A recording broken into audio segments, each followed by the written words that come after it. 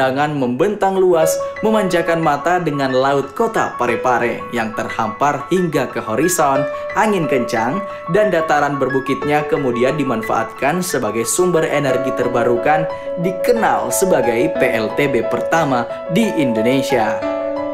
Jika dibandingkan dengan belahan barat Kabupaten Sidrap yang terkenal dengan dataran sawah hijau yang menghampar, bentang alam desa Mati Rotasi yang terdiri atas hamparan padang rumput, berbukit-bukit, berbatu dan gersang, terlihat sangat kontras antara landscape kedua daerah yang masih dalam lingkup kabupaten penghasil beras ini.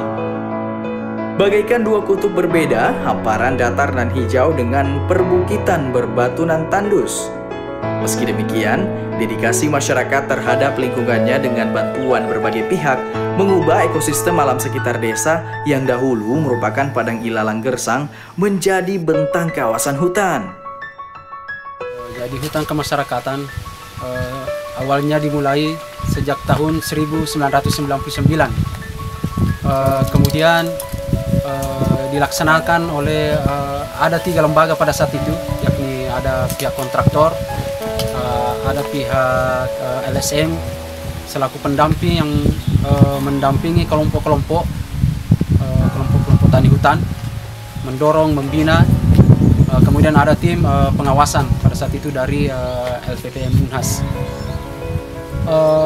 Untuk yang di Sidrap ini kurang lebih areanya sekitar 1000 hektar. Jadi berjalan sekitar 3 tahun karena di wilayah ini sekitar 20 tahun yang lalu itu 99 adalah padang ilalang. Jadi ada sekitar 1000 hektar hanya ditumbuh oleh rumputan. Dan itu setiap tahunnya pada musim kemarau bulan 8, 9, 10 pasti selalu terbakar karena daerah di sini adalah daerah peternakan sapi. Jadi dengan membakar rumputan tadi tumbuhlah rumput muda untuk makanan sapi. Akan tetapi dalam pengembangan kehutanan pada saat itu kendalanya lah di api karena habis ditanam pada saat musim kemarau kondisi air tidak ada, kemudian ada kebakaran akhirnya mati. Blok 1 ini adalah ada kelompok Sipatu 2. Di sana pengembangan mete. Jadi kebanyakan dikembangkan mete karena memang daerah di sana bisa dirawat secara intensif. Sementara di blok 2 adalah jati karena jangkauan untuk ke daerah blok 2 itu sangat jauh, sehingga yang tumbuh berkembang banyak di sana adalah jati. Kemudian blok 3 adalah mete dan jati. Keberhasilan petani dalam mengenali potensi lingkungannya membuat mereka dapat mengatasi kondisi alam yang gersang dan berbatu dengan curah hujan minim menjadi areal hijau yang mendulang manisnya jerih payah mereka. Kesuksesan yang diperoleh masyarakat dalam mengelola hutan tidaklah terlepas dari kearifan yang diwarisi turun-temurun berdasar dari pengalaman bertahun-tahun para pendahulu mereka. Pengetahuan yang mereka peroleh didasarkan pada hubungan simetris dengan alam. Kearifan ini kemudian menjadi tradisi yang dipegang teguh dan masih diterapkan dalam aktivitas bertani dan berkebun masyarakat Mati Rotasi. Ini jamu mente memang sebelum ada kawasan di sini itu memang sudah dari turun temurun itu sudah menanam jamu mente. Cuma dulu masih jambunya yang dijual, bijinya itu tidak laku dulu. Ya. Dengan adanya perkembangan ini, jamu mente itu bijinya menjadi barang ekspor. Nah ini sehingga ini pilihan karena di samping memang cocok, tanahnya cocok sekali dengan daerah sini, daerah batuan. Itulah kita kembangkan. Orang tua kami itu mengajarkan ke kami untuk mengelola tanah-tanah di kawasan hutan, terutama di Kemiringan itu. Orang tua selalu mengajarkan bahwa setiap daerah Kemiringan harus dikasih batu untuk diatur supaya ada penyangga humus. Jadi ada tradisi yang turun-temurun dari orang tua kita dalam hal memilih bibit. Kita tidak berdasarkan dari fondasi pertanian, tapi dia berdasar dari ciri-ciri tersebut yang ada di buah, seperti ada dianggap betina, ada jantan, dan dia punya ciri-ciri khusus yang bisa menghasilkan lebih banyak. Jambu mente yang menjadi produk unggulan masyarakat mati rotasi tidak sepenuhnya bisa mereka andalkan untuk menutupi kebutuhan sehari-hari, dikarenakan luas lahan terbatas serta jambu mente yang hanya bisa dipanen setahun sekali. Untuk menutupi kebutuhannya, para petani menanam tanaman sela yang jangka panennya relatif pendek, palawija berupa jagung dan kunyit. Setelah melalui program HKM ini, ada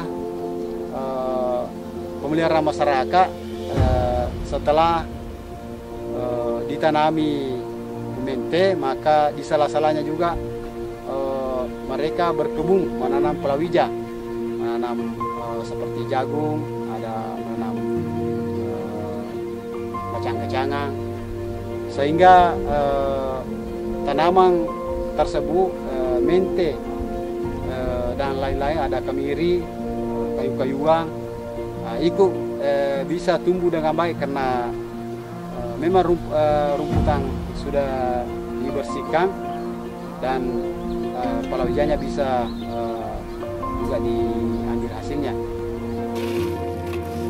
Dalam upaya meningkatkan taraf hidup mereka, masyarakat yang tergabung dalam kelompok tani berinisiatif membangun badan usaha milik desa dengan mengolah mente menjadi produk panganan siap saji yang dikelola secara kolektif oleh perempuan dan kaum rentan desa. Dalam pengembangannya muncullah bisnis kecil-kecilan di masyarakat. Bisnis kecilan-kecilan ini kebanyakan dilaksanakan oleh ibu-ibu, karena bapak-bapak hanya kebanyakan dia memelihara, menanam, memelihara. Kemudian mulai dari memetik hasil dikelola oleh ibu-ibu. Kemudian ada bisnis kecil-kecilan jual beli mete gelondongan, dilaksanakan juga oleh ibu-ibu.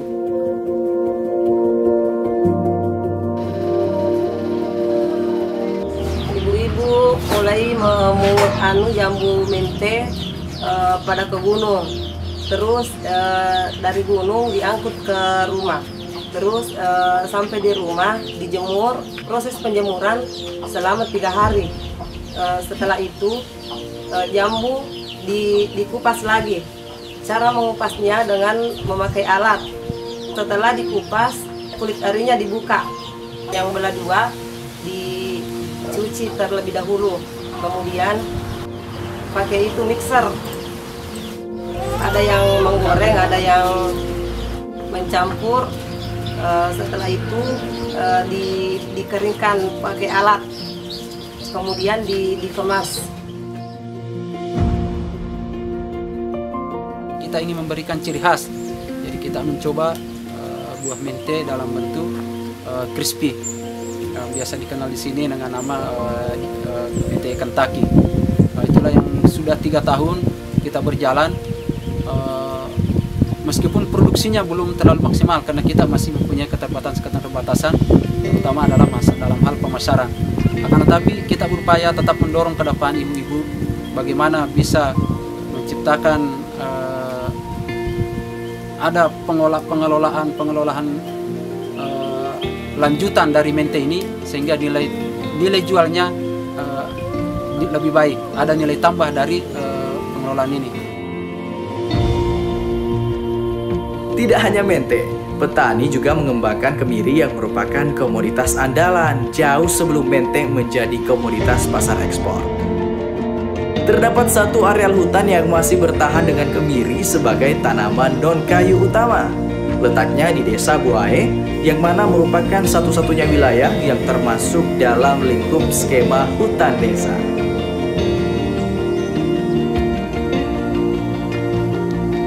Terdapat 14 kelompok tani hutan yang mendapatkan izin usaha pemanfaatan hutan kemasyarakatan yang diterbitkan berdasar SK Menhut di 2010 dan surat keputusan Bupati di tahun 2012. Meskipun pengelolaan hutan telah dilakukan oleh masyarakat sejak era 80-an dengan kebijakan pengelolaan berbeda di setiap periodenya. Wilayah pengelolaan masing-masing kelompok dibagi atas 3 blok di Desa Mati Rotasi, meliputi Pak Bereseng, Atakae, dan Tonroni, berdasarkan tempat mukim mereka. Keluar SK-nya ini yang 14 kelompok ini, itulah yang memenuhi syarat sesuai dengan penilaian hasil evaluasi pada tahun 2011. Jadi mulai tahun 2012 itu, masyarakat mempunyai hak pengelolaan sampai 35 tahun ke depan dan dapat diperpanjang kalau memang menurut penilaian pihak kehutanan masyarakat tidak merusak, dalam arti hutan tetap lestari.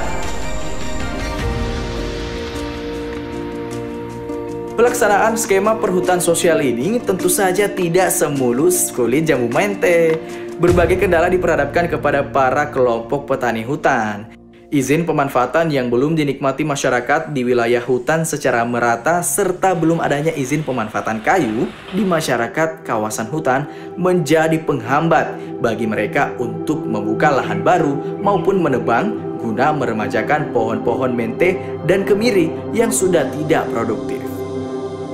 Kasus seperti ini lumrah ditemui pada masyarakat di Blok 2 dan 3 yang memang berada jauh di pedalaman hutan dengan akses jalan yang tidak memadai. Terlebih bagi masyarakat Atakae yang sama sekali tidak memiliki lahan untuk dikelola, ditambah pohon-pohon mente yang sudah tidak lagi berproduksi. Kalau dibandingkan ketiga blok ini, yang paling merasakan manfaat HK ini itu adalah blok 1.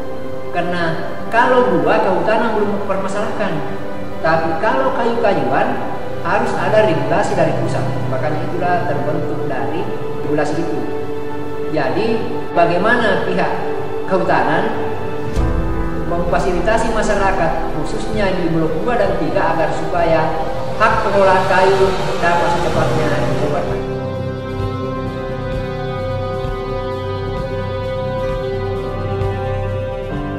Jadi dimungkinkan mudah-mudahan hari-hari ke depan kegiatan kehutanan itu selalu dikombinasikan dengan kegiatan lain, baik pertaniannya, peternakannya, bahkan kalau perlu perikanannya. Karena di mana slogan kita itu hutan lestari, masyarakat sejahtera. Tapi kalau kenyataan di blok 3 dan 2 itu hutannya lestari tapi masyarakat yang tidak sejahtera. Nah, ini mencerminkan bahwa tujuan kita untuk mensejahterakan petani belum tercapai. Nah, bagaimana ke depannya blok 2 dan 3 itu bisa dirancang supaya secepatnya ada regulasi supaya kayu bisa diambil, masyarakat bisa menanam lagi, untuk bagaimana supaya MPTS bisa dikembangkan terutama yang dekat pemukiman. Hubungan alam dan manusia merupakan hubungan simetris yang harus senantiasa terjaga agar tercipta keseimbangan. Manusia haruslah memahami, mengenali, dan menjaga alam sekitarnya agar satu dari keduanya tidak menjadi beban bagi yang lainnya. Melalui penerapan skema perhutanan sosial, upaya kolaboratif para pihak harus menjadi pijakan utama. Masyarakat yang bermukim di pinggiran hutan sebagai subjek dalam pengelolaan ekosistem kawasan diharap bisa menggali, mengenali, dan mengembangkan potensi desanya dalam menjaga kelestarian hutan agar masyarakat sejahtera.